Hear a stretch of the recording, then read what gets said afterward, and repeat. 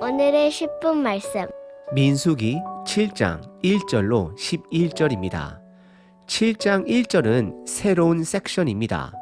오늘 본문에서는 성막이 완성되고 그 이후에 이스라엘 지도자들이 바친 봉헌물을 자세히 기록합니다.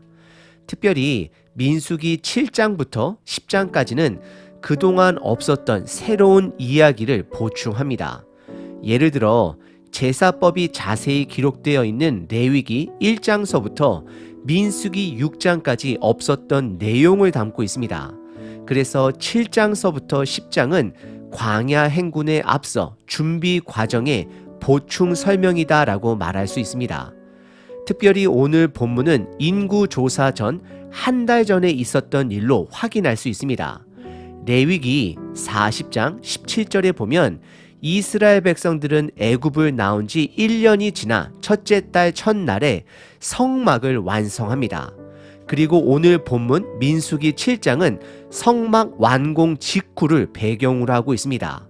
그리고 민수기 1장 인구조사의 시기는 둘째 해 둘째 달 첫날에 시작했음을 기록하고 있습니다. 그래서 인구조사 전 한 달 전에 있었던 것으로 여겨집니다. 그럼 여기서 한 가지 궁금한 사실이 있습니다. 그것은 무엇이냐면 인구조사 이후에 각 지파들의 리더를 세웠는데 오늘 본문에 보시게 되면 인구조사 한 달 전에 각 지파의 리더들이 봉헌물들을 가지고 옵니다. 그래서 이 부분은 각 지파의 리더들은 이미 인구조사 전에 세워져 있었고 인구조사 이후에 공식적으로 선언된 것입니다. 오늘 본문은 상대적 섬김이 아닌 개인의 최선의 섬김을 가르치십니다. 오늘 본문에 각 지파의 리더들이 가지고 온 헌물은 모든 레위 지파들에게 균일적으로 분배되지 않습니다. 각 가문에 필요한 대로 헌물이 나누어지게 됩니다. 그리고 성경은 헌물을 전혀 분배받지 못한 레위 지파의 한 가문의 불만을 드러내지 않습니다. 결국 오늘 본문은 상대적 섬김이 아닌 최선의 섬김을 가르치십니다. 이것 또한 거룩한 삶의 한 자세입니다. 하나님의 자녀가 가져야 될 자세가 되는 것입니다. 결국 거룩한 삶은 남과 비교하는 것이 아닌 내가 받은 것에 만족하며 내가 할 수 있는 최선을 섬기는 것이 거룩한 삶이 되는 것입니다. 각자 스스로의 삶의 자세를 돌아보시길 바랍니다. 오늘 본문은 두 부분으로 나눌 수 있습니다. 첫 번째는 각 지파의 지휘관들이 성막에 헌물을 드립니다. 두 번째는 제단을 봉헌하는 날 각 지파의 지휘관들이 헌물을 하게 됩니다. 첫 번째 부분은 1절서부터 9절까지 각 지파의 지휘관들이 성막에 헌물을 드립니다. 우선 이스라엘 백성들은 애굽에서 나올 때에 애굽의 사람들로부터 각종 은, 금, 폐물 그리고 가축들을 받아서 광야로 나왔습니다. 어떻게 보면 하나님께서 이스라엘 백성들에게 애굽에서 그들의 노동값으로 쳐준 퇴직금이다라고 생각할 수 있습니다. 이들은 하나님이 주신 그것으로 인해 광야를 생활할 수 있는 것입니다. 그래서 각 지파의 리더들은 본인이 받은 것을 가지고 성막에 헌물을 하게 됩니다. 1절에 모세가 장막 세우기를 끝냈다라고 말씀합니다. 그리고 그 장막과 장막 내의 모든 가구에 기름을 발라 거룩하게 구별하였다라고 말을 합니다. 이것은 성막을 다 짓고 나서 성막 봉헌식이 되는 것입니다. 구약 시대에 특별히 성막에서 기름을 가구나 텐트나 사람에게 부을 때는 바를 때는 하나님의 것으로 구별됨을 말씀하고 있습니다. 그래서 사무엘이 왕을 세울 때도 기름을 붓습니다. 왜냐하면 그들은 왕으로서 하나님의 선택을 받아 구별된 자가 되기 때문입니다. 예수님 또한 죽기 전 한 여인이 기름을 붓게 됩니다.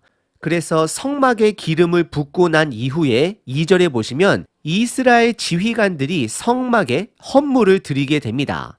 그리고 3절에 지휘관들이 드린 헌물의 내용은 다음과 같습니다. 첫 번째, 바퀴가 달린 수레 6대, 그리고 두 번째는 소 12마리입니다. 이스라엘 지휘관들은 총 12명으로 2명이 수레 하나를 준비하였고 한 지휘관마다 한 마리의 소를 바친 것입니다. 성경은 이것이 하나님의 명령으로 이들이 바친 것인지 아니면 이들이 자원하여 드린 것인지는 정확하게 말씀하고 있지 않습니다. 하지만 그것보다 더 중요한 것은 하나님은 지금 이스라엘 지도자들에게 가르침을 주고 있는 것입니다. 그것은 바로 솔선수범입니다. 행동이 없는 리더 또는 가르침은 능력이 없는 리더십이요, 그냥 정보일 뿐입니다. 예수님의 가르침에는 권능 이상이었습니다. 왜냐하면 예수님의 말씀에는 그의 삶이 보증되어 주기 때문입니다. 그리고 4절에 여호와 하나님께서는 그 받은 것을 레위지파 자손들에게 나누어 주어 그들의 역할대로 그것을 성막 봉사에 쓰게 하도록 말씀하십니다. 우리는 여기서 레위지파 총 4그룹을 다시 한번 기억해 봐야 합니다. 첫 번째 그룹은 성막의 덮개를 운반하는 게르손 자손들이 있습니다.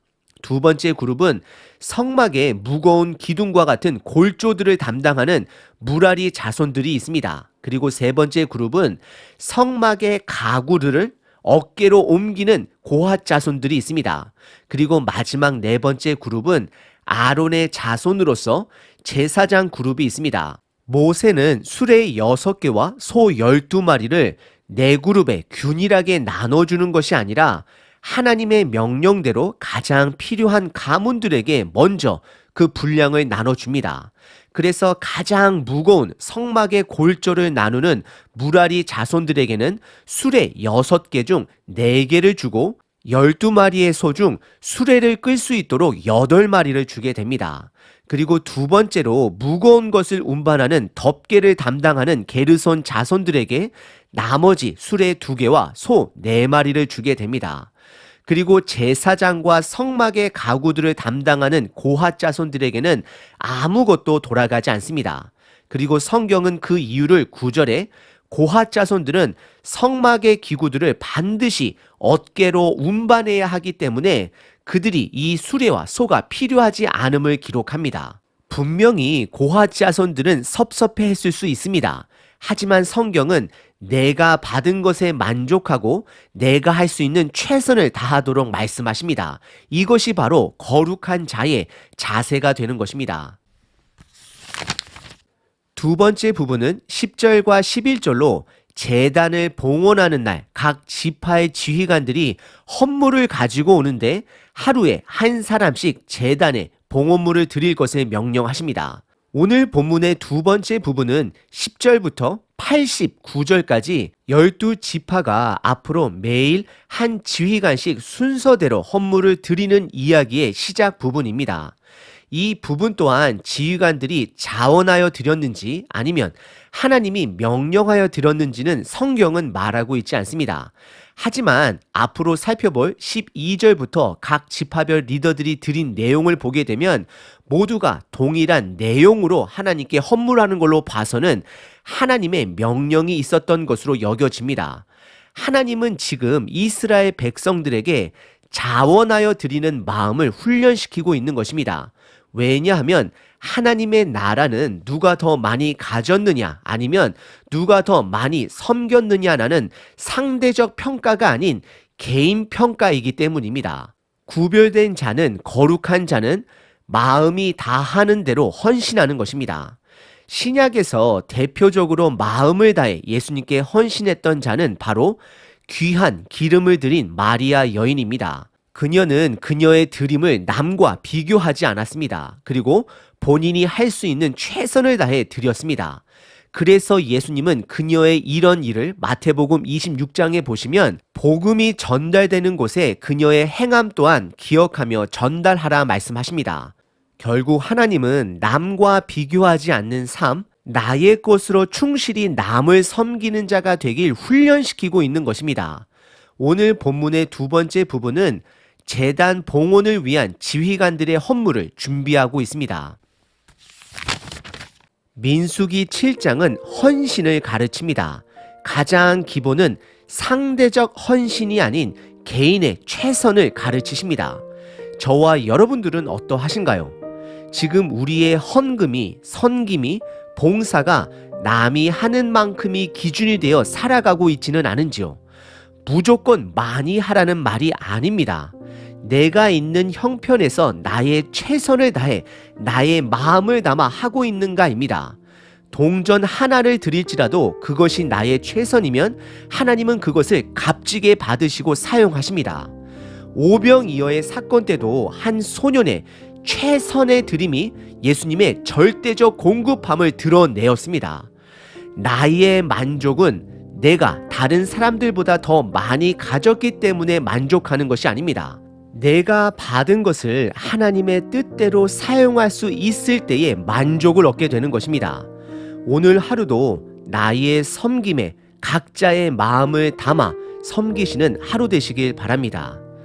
하나님, 오늘 하루도 남과 경쟁한 치열한 하루가 아닌 나의 최선을 다하는 기쁨의 하루 되길 원합니다. 나의 최선을 받아 주시옵소서. 아멘.